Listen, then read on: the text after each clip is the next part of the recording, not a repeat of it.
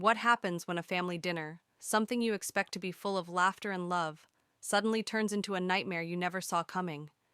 You're about to witness a moment that shatters trust, dignity, and the safety of home. And before we go any further, don't forget to subscribe to Roots of Revenge, hit that like button, and drop your thoughts in the comments, because this story is as real as it gets. The evening began quietly, the warm glow of the dining room lights casting shadows over the polished wooden table, the smell of roasted chicken and apple pie filling the air. A normal night that should have been calm. Emma, my daughter, sat beside me, bright-eyed and alert, her hearing aid tucked neatly behind her ear, a small device that lets her hear the world in a way most of us take for granted. I was proud of her, unaware that in just a few moments her confidence would be crushed by cruelty dressed up as humor. My sister, with that sly, sharp smile that always hinted at trouble, leaned in and spoke, her tone casual but cutting. "Oh, Emma, is that thing on your ear still the latest model?" The words weren't just teasing. They were venomous, meant to humiliate. Emma froze, her hands tightening around her fork until her knuckles were white, her cheeks burning not with warmth but with embarrassment. Her eyes searched mine for support, pleading silently. And then my father, instead of stopping her, laughed. Not a warm, comforting laugh, but one that dismissed the hurt entirely. "It's just a joke," he said, waving it off. And in that instant, the room felt colder, heavier, filled with tension and shame. Emma whispered, barely audible, "Mom, it's not funny." And I could see the hurt in her eyes, the way her body shrank slightly, as if trying to disappear from the room. My sister, reveling in her moment, leaned back smugly.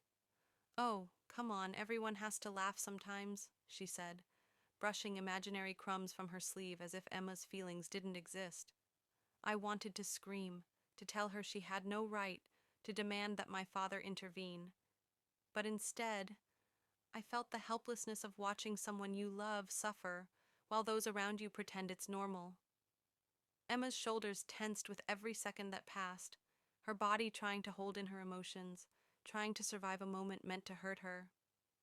My mother gasped quietly, her hand flying to her mouth, unsure if she should speak or stay frozen in shock.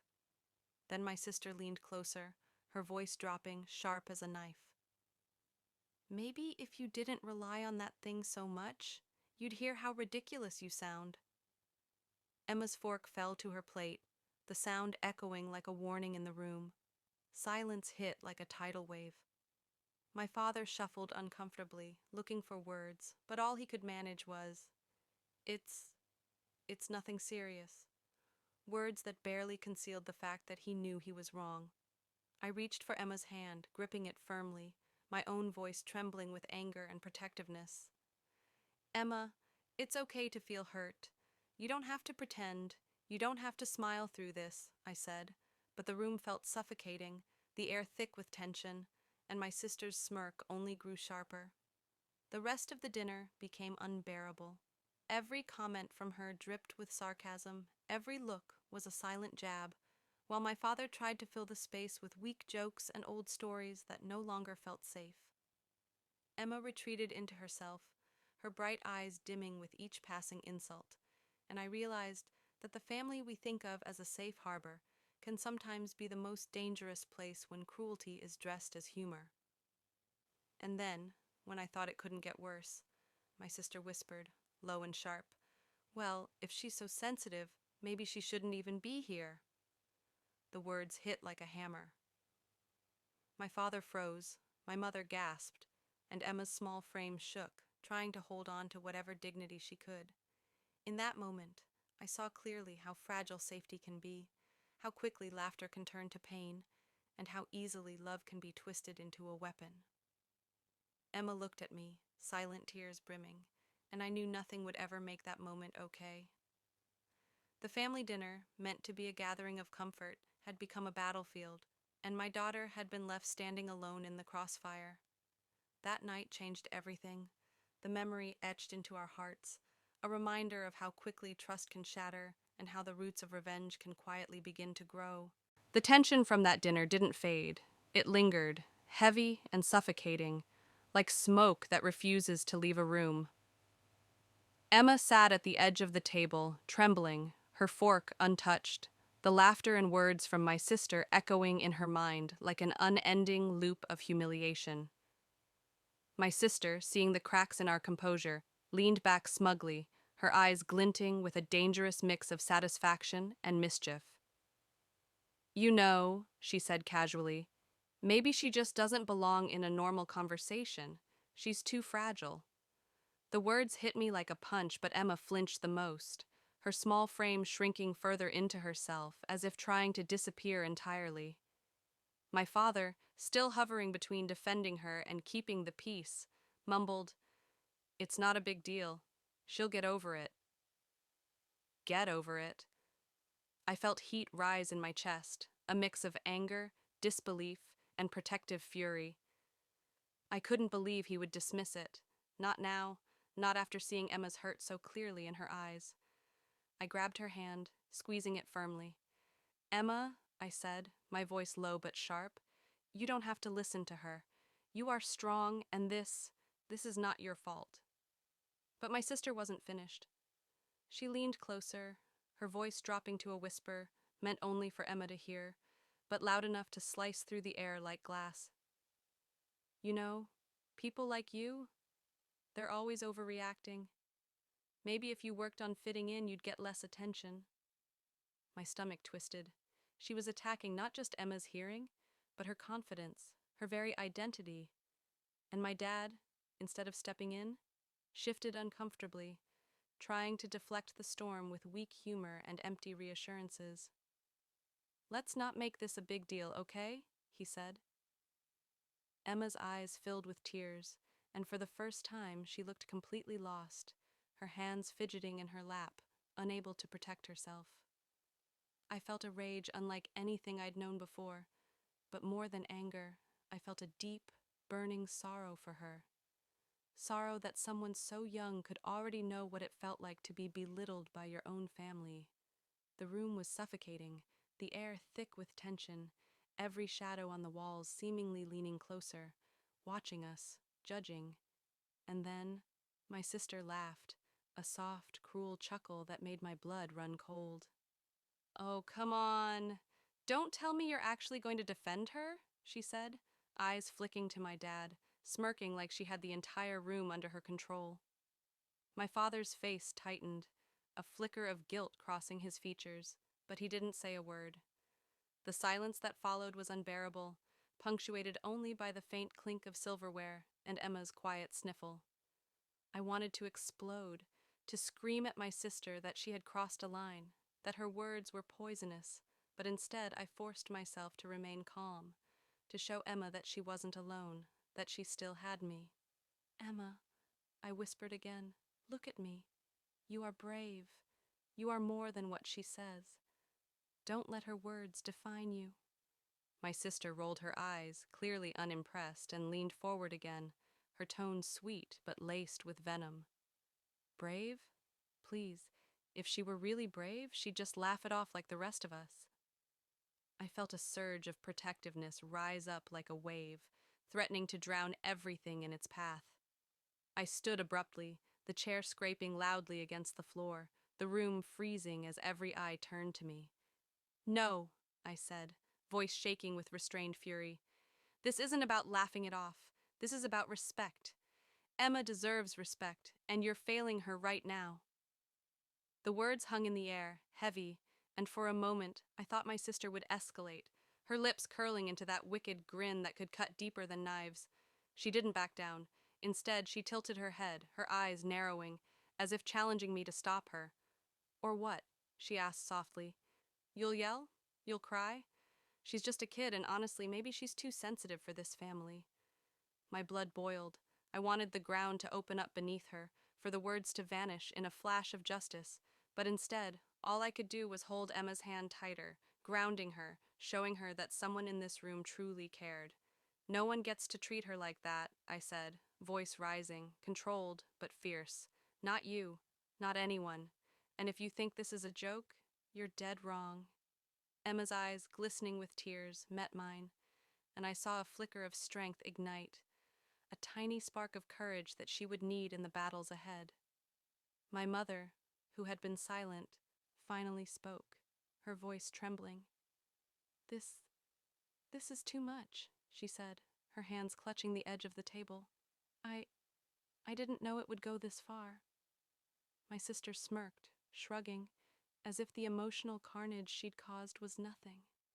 The room felt like a battlefield. Words, glances, emotions, they all collided, crashing over each other like waves, leaving a trail of tension and hurt in their wake. Emma, though scared, sat up a little straighter, her hands still shaking, but no long. The night after that disastrous dinner, the house was quiet, in a way that felt unnatural, almost suffocating, as if the walls themselves were holding their breath, waiting for the next explosion. Emma sat curled on her bed, blanket wrapped around her small frame, eyes still red from crying, and I could see the weight of humiliation pressing down on her shoulders like a stone she wasn't ready to carry alone. I tried to comfort her, brushing back her hair, holding her hands in mine, whispering over and over, "It's not your fault. You are brave. You are strong." But the truth was, I felt my own rage simmering beneath the surface, a fire threatening to erupt, fueled by my sister's cruelty and my father's failure to act. The next morning, tension hung like a storm cloud over the breakfast table, every glance loaded, every movement cautious. My sister, as if nothing had happened, poured herself coffee with that same smugness, eyes flicking to Emma like a predator surveying prey. "Sleep well?" she asked innocently, her tone dripping with venom. Emma flinched, but this time she didn't speak. I felt my stomach knot with a protective instinct I couldn't suppress. "Don't even start," I said, my voice low but sharp, and for a moment the air between us crackled like electricity, thick and heavy. My father shifted in his seat, uncomfortable, like a man trapped between his daughter's hurt and his sister's unrelenting cruelty. "It's just breakfast," he muttered weakly, but his words were hollow. My sister smirked, clearly delighted by the tension she had created, and leaned back, crossing her arms. "Breakfast? Oh, come on, don't act like nothing happened. Everyone saw her reaction last night. It was priceless." My jaw tightened. "Priceless? You humiliated her. That's not funny, that's cruel," I said, my voice rising with the force of long-suppressed anger. The room fell silent. Even my mother, who usually tried to smooth over every conflict, seemed paralyzed, staring at her hands as if she'd just witnessed a crime she couldn't stop. Emma, small but determined, finally looked up at my sister, eyes glistening but steady. "Stop it," she said, voice shaking but firm. "I'm not a joke." My sister laughed softly, almost mockingly, tilting her head. "Oh, really? You're so sensitive. Maybe this family isn't for you." My blood boiled, but I forced myself to stay calm, knowing that if I lost control, it would only feed her. I reached across the table, taking Emma's hand in mine again, grounding her. "You are stronger than this, don't let her get to you," I said. But the tension wasn't just between my sister and me. It was in my father's eyes, too, the flicker of shame mixed with indecision. He wanted to stay neutral, wanted to keep the peace. But peace meant ignoring the fact that Emma had been attacked, verbally, emotionally, and it was destroying her. I could see it in her posture, in the way she held herself stiffly, the way she flinched at every word. And then, as if sensing that her control was slipping, my sister leaned closer, her voice dropping to a whisper sharp enough to cut bone. "You know, maybe if she couldn't hear half the things people say, she'd finally fit in. She's too weak." The words landed like a blow. Emma's hand shot out to cover her mouth, trying not to sob, but I couldn't stop my own fury. I stood abruptly, the chair scraping against the floor, every eye snapping to me. "Enough!" I shouted, my voice echoing like thunder in the silent kitchen. "You've said too much.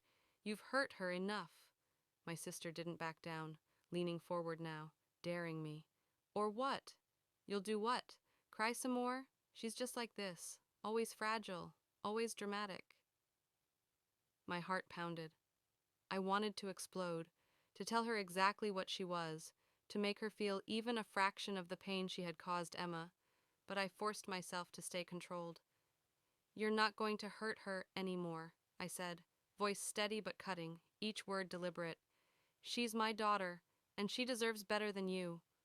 My father tried to intervene, but it was too late. The dam had broken. Words flew, accusations whispered under the breath, tension crackling in every corner. My sister's smirk faded, replaced by a flash of something dangerous. Anger, surprise, maybe even fear that her control over this family was slipping. Emma, small but fierce now, stood beside me, eyes blazing, trembling, but refusing to cower. "I am not weak," she said, voice breaking but strong. "I am me, and I will not let you make me small." The room seemed to hold its breath. My mother, finally finding her voice, stepped in, shaking. This has gone far enough. We can't keep pretending this is okay." My sister glared, lips pressed tight, her carefully constructed facade cracking. The tension, which had been simmering for days, boiled over, and for the first time, it felt like a real confrontation. No jokes, no dismissals, no excuses. Just raw emotion, raw truth. I realized then that the days after that confrontation were nothing short of chaotic, a storm that no one in our family could escape, and every word, every glance, every silent accusation hung heavy in the air, like smoke refusing to clear. Emma retreated at first, hiding in her room, holding her hearing aid like a shield, but there was a fire in her eyes that hadn't been there before, a spark born from surviving cruelty and standing up for herself. The family dynamic had shifted irreversibly. My sister, once untouchable with her smug smirks and careless words, now moved with caution, every glance over her shoulder betraying unease she couldn't hide. My father, racked with guilt, tried to make amends, but his attempts felt hollow, awkward, as if the words could never repair what had been broken. I, on the other hand, felt a strange clarity, a determination that had been absent before. The realization that protecting Emma meant not just reacting in the moment, but fighting the long, drawn-out battle of justice and accountability. The whispers in the neighborhood began almost immediately, subtle at first, the kind that make your skin crawl. "Did you hear about that family fight?" I heard it got ugly at dinner. Social media, ever hungry for drama, exploded within hours. Posts, photos, and comments began circulating, framing the story in ways both true and exaggerated, the narrative twisting and growing with each share. Strangers offered sympathy, advice, condemnation. The public became a jury without precedent, dissecting every interaction, every word, every glance. Emma, initially hesitant, watched the reactions online, unsure whether to be terrified or emboldened, and I held her close, whispering, "You did nothing wrong. You are brave, and people see it now." The media frenzy painted pictures, created headlines, and every comment on every platform became a reminder that cruelty, once private, could no longer hide behind laughter. My sister, now facing judgment she had never imagined, began to show cracks, her public persona of confidence and invulnerability unraveling in small, telling ways. It was surreal. What started as a cruel joke at a family dinner had exploded into a story that captured attention far beyond the walls of our home. And through it all, Emma's courage became the anchor, the reason the storm had a direction, the reason I refused to let this end in silence.